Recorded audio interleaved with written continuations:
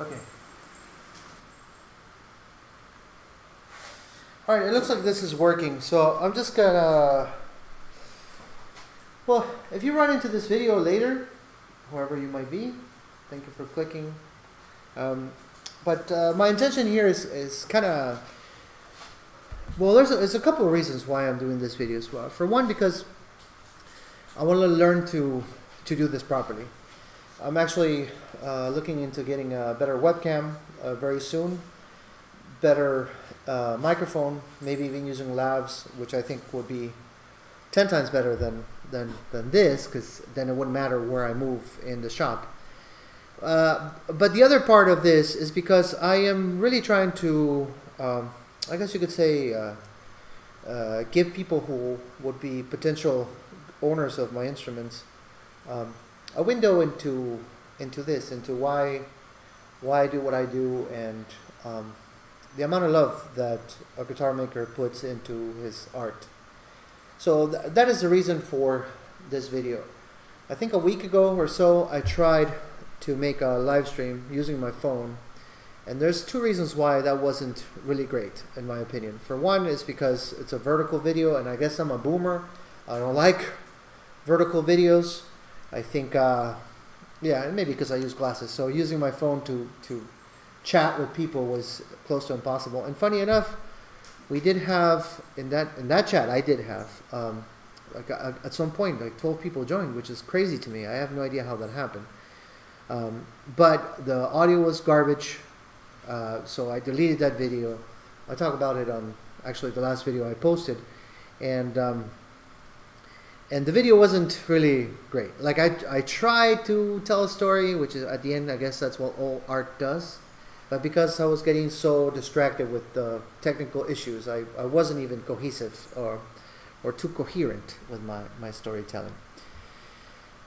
So this is an attempt to do a better job at this, and also to share a little bit about the guitar I'm working on. If you follow along at all with the website, with my channel, you might know that I built recently a bit of a hybrid instrument. It's an acoustic guitar, kind of, sort of.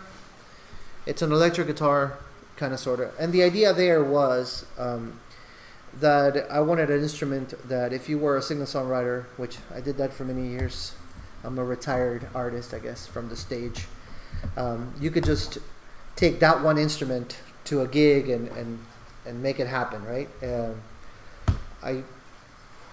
Not that I have anything against owning a bunch of guitars, obviously.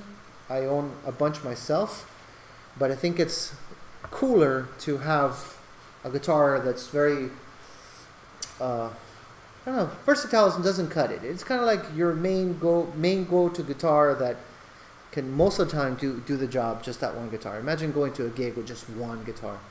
That's pretty awesome. Maybe it's not a great idea because you might pop a string, but that's another conversation. So I started building this sister guitar, and now I have some more to show about this guitar. This guitar has a different type of wood for the top. I started using laurel, which I really don't know how you say it in English. I said to myself I was going to look it up before I started a new video about it, but I didn't. Yay for me. But it is something, I guess, comparable to a maple, but not a rock maple, more like a soft maple. A lot prettier, in my opinion, than maple, because maple is kind of plain. Obviously not flame maple, just plain maple. This, on the other hand, is a lumber that they call here Higua prieta, which prieta translates to black. The tree doesn't look black, so I have no idea why they call it that, but that's what the locals call this. That's what they call this lumber, and it's a medium-sized tree. Grows obviously locally, and the lumber itself, consistency-wise, reminds me quite a bit of cedar. So we were doing some fixing of the fence here at the farm, and the gate specifically started to be too damaged. We built the gate. I mean, not me specifically, but I think it was my uncle, honestly, who started building the gate, and with my mother many years ago, out of pine, which is not a great idea. I have nothing against pine, obviously, but for outdoor applications, it's a terrible idea. So we ended up having to replace the gate. And the new lumber that we used for the gate, which I think came out way prettier, is this Hiwa Prieta. The guy who got us some of this lumber, some of this raw lumber, told us that this is going to work just as good as cedar. The idea being that cedar is bitter, so most bugs avoid it, and of course all wood is going to decompose. A wood that doesn't decompose, I'm not sure it exists. Maybe it does. Maybe the petrified stuff, but maybe that's another story, and maybe on very specific conditions. But all wood eventually decomposes, and it gets eaten by either bugs or tiny critters. So of course, this is not replacing the gate or building a guitar out of this. It's not because this is some sort of super wood. I just think it's going to be something really interesting to make an instrument out of, more so if it's very cedar-like. So I started to hand plane it. It actually machines beautifully. Hand planing it is really, really easy. Chiseling it very easy. I think I agree with the tonal qualities of the wood. It's not, let me see if I can get that on the, yeah, I think you can see it. It's still a little thick, but a tiny bit thick. I might leave it there because there's going to be quite a bit of tension going down the way that I'm building these guitars. From the tailpiece to the bridge. This is the bridge that I finished just the other day. Not to say this is going to be the fine one. It might get modified later. But made out of a wood that I've talked about before here on the channel called chonta. I guess you can get a good look at it.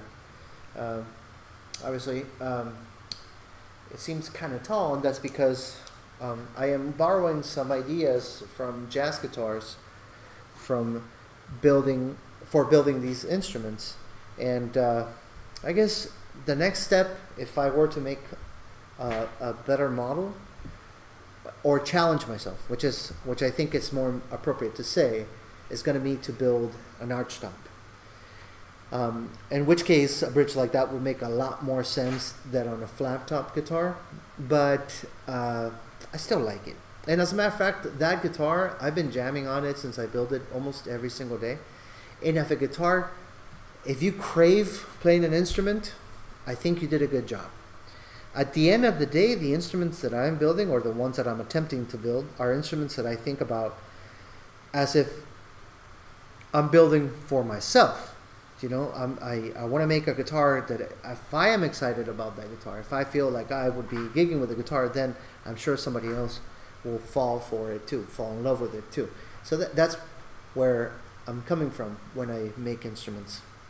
But do I know exactly how this is going to turn out? No, not really. Not 100%. But it almost... It's not that it doesn't matter to me how it turns out, because obviously it does. I want this instrument to be great. I want to love this instrument. I want it to go to a good home. But also because even of the builds that I failed, the ones where it doesn't come out as good as I planned, or even the ones that I abandoned, I can always look at them from two perspectives. For one, I wasted my time, and I think that's a wrong perspective, wasted material. That's a wrong way of looking at it. And the better, healthier way of looking at it is I'm sure I learned something new, and I got better at my art, at what I do. There is times where I have finished an instrument. I finished a guitar, even though that guitar wasn't talking to me anymore, meaning I wasn't as excited. But I knew that because I was trying something different, something more difficult, there were still some lessons in there. So I just kind of toughed it out and finished the instrument. So so far I'm feeling pretty great about this guitar, the one that I'm working on right now. I'm feeling pretty great. I think this is going to be really awesome. And the back of the instrument I already finished. This is actually way thicker than the top, and I don't know if I want to make it thinner. I've been thinking about this quite a bit, and the reason being is because even though this instrument is going to be acoustic-ish, as I'm calling them, it's not 100% acoustic. So the back being thicker, it's going to make it more resilient, tougher for the neck to give in, for the body to warp, if that makes any sense. I think on older acoustic guitars, I'm sure you've seen it. One of the challenges that they all have is that over time the neck starts to give in. There's something called creep, and over a long time, even if they were built amazingly, they sometimes need neck resets, which is a very difficult surgery for a guitar, and it has to be done by a professional, somebody who knows exactly what they're doing, because they can ruin a very precious instrument with such a surgery. It requires not only removing frets and putting steam on there, it requires repairing then the actual joint, because most of the time when you peel it off, you lose some wood. Rerouting. It's one of those processes that I have to confess I haven't done myself, at least not as a repair. I've experimented as a builder, and I'm still very intimidated by such a thing. More so because when people usually tend to request such a repair is because it's a very precious instrument.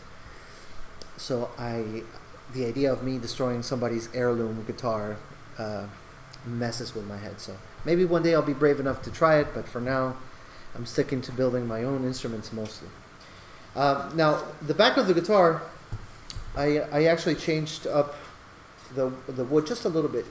I'm sure you're familiar that if you play guitar, if you know about acoustic guitars, most of the time the back has some sort of decoration. They'll do inlays and what have you. I am planning on doing some binding on this guitar. I'm not sure exactly what I'm going to use. I'm thinking about it every day. I'm allowing it to come to me, I guess you could say.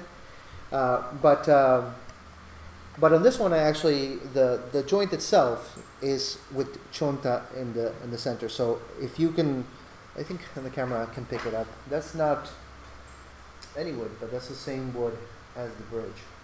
So the theme so far, my color scheme, is the Hiwa Prieta and Chonta. Those are the two woods I'm introducing at the moment. Well, that I've shown you so far. Today, I'm almost finished doing the rough shaping of the neck, which is kind of where I am right now, and why I decided to make a video about this instrument. This is out of the mahogany. If you've seen any of the other videos and you've seen my mahogany pile, it's not only the wood I have the most of, but it's also one of the ones that I like the most. It's easy to machine, it's very stable. Funny enough, seems to be more stable than maple, which blew my mind. That's something I learned from Ken Parker quite recently. There's a series that he has that I recommend 100%, more so if you're a guitar builder, but if you're just somebody who enjoys playing and want to know some of the myths, or want to see some of your myths about guitars and materials and what have you be destroyed right in front of your eyes, follow Ken Parker. I might put later on, after this becomes a regular video, on the description or a pinned comment to his channel, because if for any reason whatsoever you find my channel and you're a guitar player or you are a guitar builder and don't know who Ken Parker is, you need to go over there and personally thank that guy. That guy has given me, in the last, I want to say 6 months since I found his channel, I've been watching his stuff, more gold than anybody ever has. And I'm not exaggerating. I've learned a lot from a lot of people. There's a lot of awesome YouTubers out there who put a lot of great content. But the amount of amazing information Ken Parker gives on his channel, I don't know how much you would have to pay for such a mentorship. I don't know. A lot of money, and it would be worth every single penny. So yeah, you should check that out. But right now, going back to the neck, I'm actually experimenting again with my neck building, maybe inspired by the neck journey that he talks about. I want to be able to make a neck that I can be more decorative. I don't know if that makes any sense to anybody else but me. In my head, it makes perfect sense. Necks tend to be kind of plain, And of course you can do binding, but that's almost about it. There's functionality over aesthetics when it comes to neck, right? If a neck doesn't play right, it doesn't matter if the guitar is beautiful, the guitar is no good. So there's a fine line you have to be able to, in my opinion, walk when it comes to designing necks. You want to make something that is comfortable and as comfortable as you can make it, and beautiful or creative or experimental within the limits of. That being said, I've seen some crazy builds out there that have seemed to work. Mark Gutierrez comes into mind with a guitar he made out of carbon fiber tubes, which just blew my mind, and apparently it's a great instrument. So maybe what I just said is completely wrong, but best practices, I guess, would be to stay, especially if you're building instruments for other people, not for yourself, with something somewhat familiar. So because you have to make it somewhat familiar, there are some things you can't really change. Like maybe the profile of the neck is going to be, you know, a D or a C. I mean, you can't change them. I'm correcting myself. But you're more likely to have the guitar be appealing to somebody if that interface, because that will be the correct word actually, is familiar to the player. So I'm trying to make something that is somewhat familiar to a guitar player that prefers acoustics, but at the same time a little easier to play than an acoustic. So strings, by using 9 gauge or 10 gauge and making the guitar for that type of string, barring quotes, for 2 or 3 hours of a gig, won't be something that will tire your hand, which I think it's one of the things in the back of my mind as I am building this instrument, refining it, or attempting to, really. But so here's the neck roughed out. As you can see the joint, yeah, you can see it in the camera.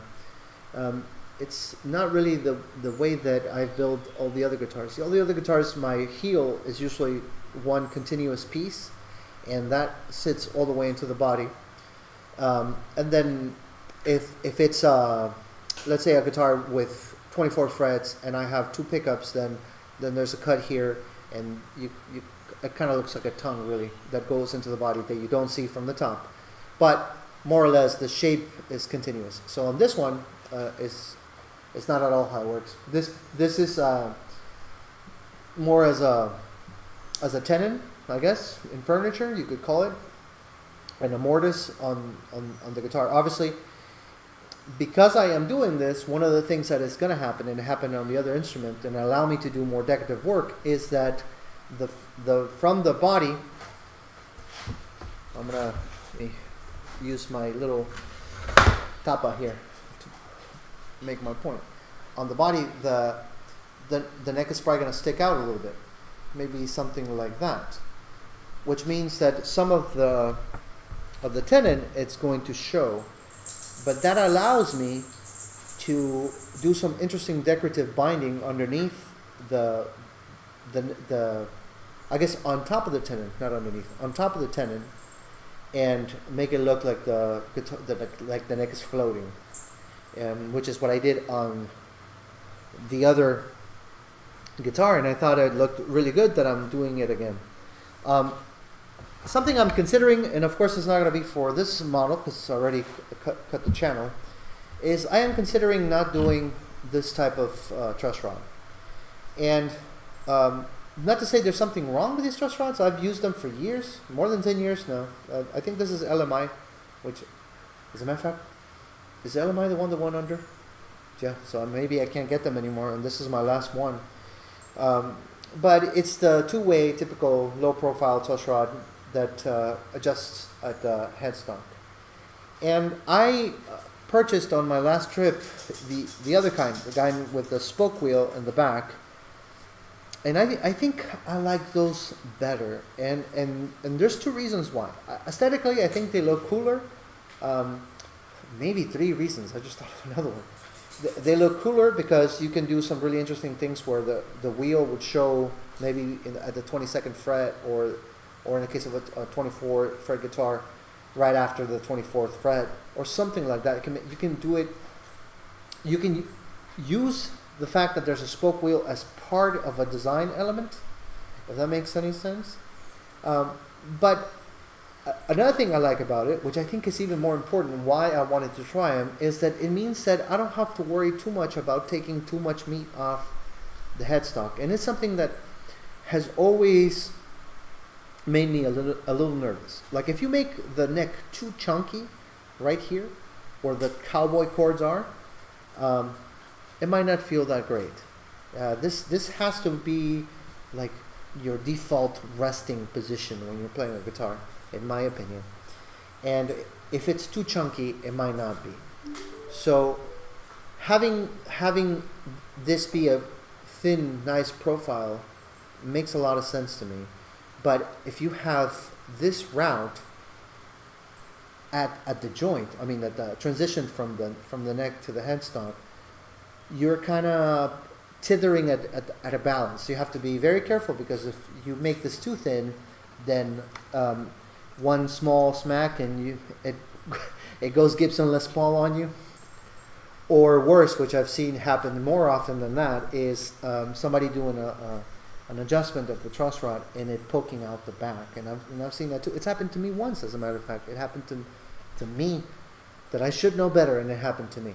So that's one of the reasons I want to move away from using this type of truss rod.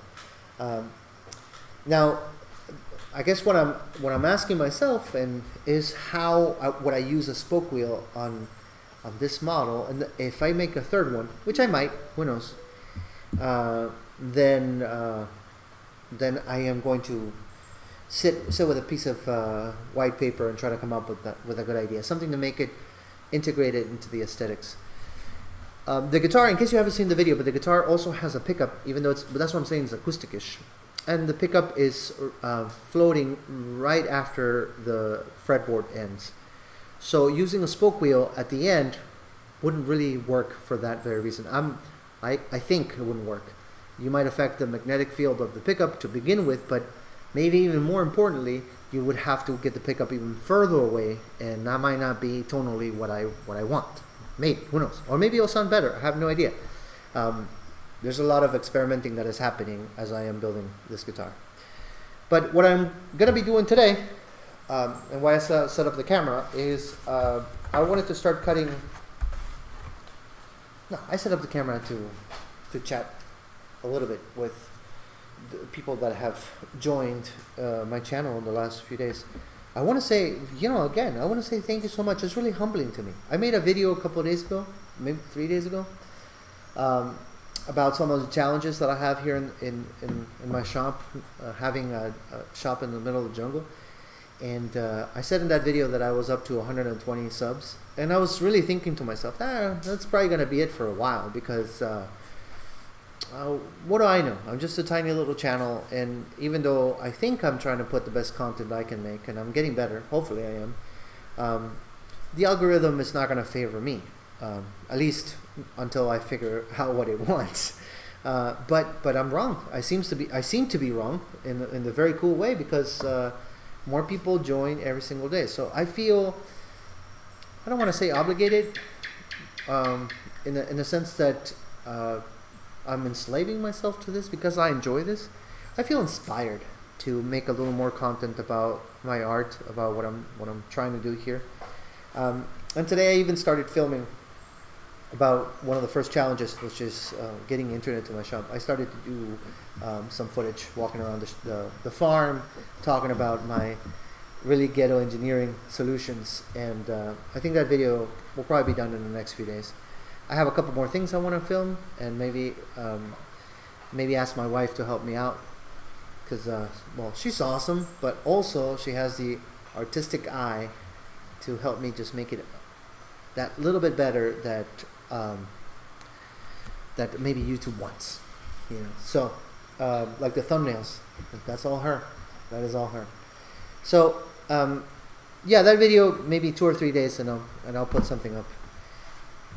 But to go back to what I'm saying, I don't know exactly what it is that I should be putting on this channel per se. Today I am listening. Okay, so I feel inspired to share, but I don't know what to share. Let me put those two things out there. And as you can tell, this video is just it's almost as if you just sat here in my shop and we're having a conversation. That's what's happening right now. I don't have anything written down. My phone is here, but there's no notes. We're just chatting. That's what's happening. And it's almost 5 o'clock where I'm at, so very soon I'm going to have to end the stream and go feed my doggos that are right here with me. And that's why you hear some sounds.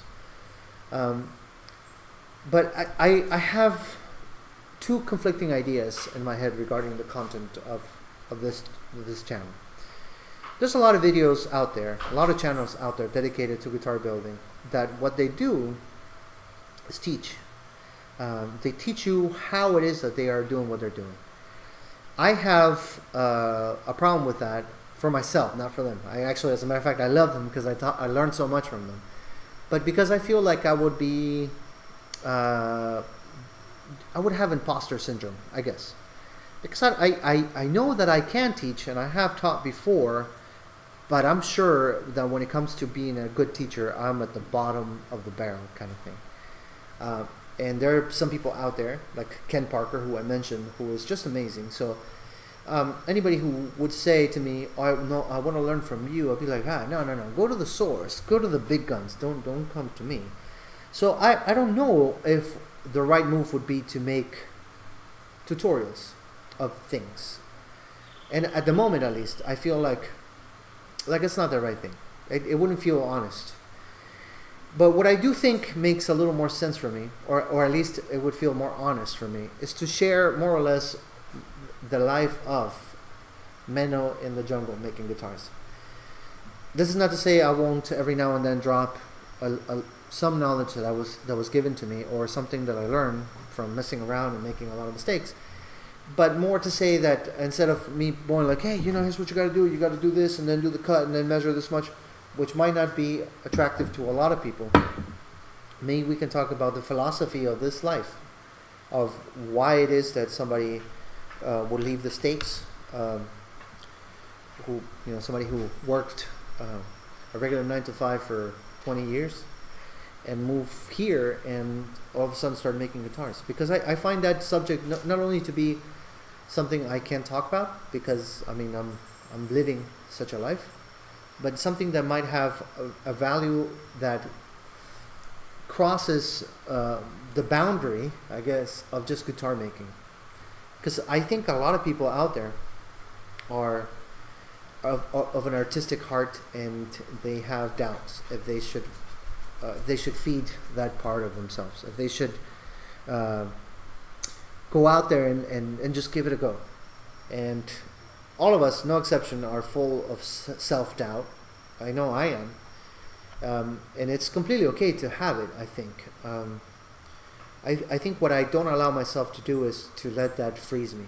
Meaning that when I decided specifically that I was going to do this, as much doubt as I had then, and as much as I have now, I didn't listen to myself when those thoughts went into my head. Because I have this idea, maybe naively so, that if you do something with good intentions and putting the best foot forward, because it is something that is dear to you, the value of it becomes apparent. Like, you don't really have to sell it like you would a new cell phone. You see what I mean? So at least that's where I am mentally. And for now, I think that's what's gonna guide the content of this channel. I am gonna be showing more or less the progress of this guitar. Hey, Lunita. That's one of my puppies being crazy. But it won't be in the same way that you would follow maybe a Crimson Guitars build, where I am going step by step and showing you how to set up a hand plane and that stuff. For one, like I said, I am not an authority on that department. There's people that can teach you a lot better than me. But what I am going to show you is more or less why I make the decisions I make, and what inspires me to do what I do. And the presentation of this last guitar, that was kind of it. I barely even played it for the video. That not only because I'm not the best guitarist, I'm a singer and a bass player, and I can play some guitar, but also because that's not really what the video was about. It wasn't about you watching me play an instrument or showing you how I can get 10,000 different tones out of a plugin, using an electric guitar. There's some guys out there, some builders like Highland Guitars, this one that comes to mind right now, that don't even do demos. And the first time I heard him say that he won't do that, I had to say I had a bit of a rejection of the idea. And I was like, why? I mean, you make guitars, people want to know, do they sound good? But after understanding his philosophy behind it, how on the internet you can't really tell what something is like. You know, I can make a toaster with some strings, you know, with the right plugins and editing and whatnot, sound amazing. So I understand why he does what he does. I'm not saying I'm not going to show. Of course I am. I'm going to play guitars on this video. It is not on this video, on this channel. It is my little YouTube venture anyways. But I understand that philosophy. So that's another reason why focusing on that, at least for me, won't be something that I'm going to be doing. Anyways, I think I ranted on for way too long on this video, and it might get too boring for somebody. So I'm gonna go ahead and call it a day. Like I said, I need to go feed my dogs. But thank you for hanging out with me in the shop.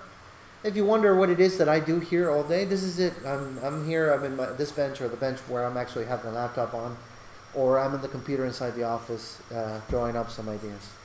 And how many hours do I spend here a day? Maybe 8-9 hours sometimes, and because it's my little man cave, my little refuge. But okay, that's it. I'm not gonna rant anymore. If you stayed all the way through, you're awesome. Bye.